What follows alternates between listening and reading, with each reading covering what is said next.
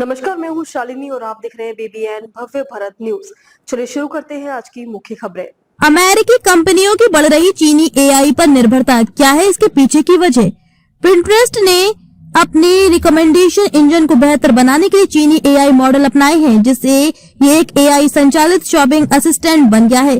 CEO bill ready ने बताया कि डीपसीक R1 जैसे चीनी ओपन सोर्स मॉडल अमेरिकी मॉडलों जितने सटीक और सस्ते हैं। कई अमेरिकी कंपनियां जैसे एयरबीएनबी भी अलीबाबा के क्वेन मॉडल पर निर्भर है, जो चीनी एआई पर बढ़ती वैश्विक निर्भरता को दर्शाता है।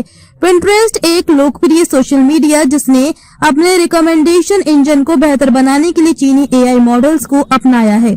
कंपनी के सीईओ बिल रेडी ने कहा कि उन्होंने पिंटरेस्ट को एक एआई संचालित शॉपिंग असिस्टेंट में बदल दिया है। पिंटरेस्ट ने जनवरी 2025 में चीन की डीपसीक R1 मॉडल की लॉन्च के बाद चीनी एआई टेक की भूमिका बढ़ाई है।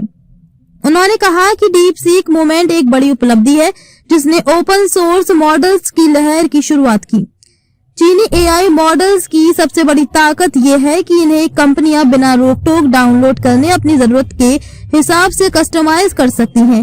पिंटरेस्ट की चीफ टेक्नोलॉजी ऑफिसर मैट मॉड्रिगल ने कहा कि इन मॉडलों की सटीकता अमेरिकी मॉडलों के बराबर है, लेकिन कीमत बहुत कम है। ओपन सोर्स मॉडलों का इस्तेमाल करके तैयार हो रहे नए मॉडल गूगल, अलीबाबा और ओपन एआई के ओपन सोर्स मॉडलों का इस्तेमाल करके एक नए मॉडल सेट को ट्रेन कर रहा है, जिसे जल्दी रिलीज किया जाएगा। स्टैनफोर्ड यूनिवर्सिटी की एक रिपोर्ट में पाया गया कि चीनी एआई मॉडल या तो दुनिया के बाकी मॉडलों के बराबर पहुंच गए हैं या फिर उनके आगे निकल गए हैं।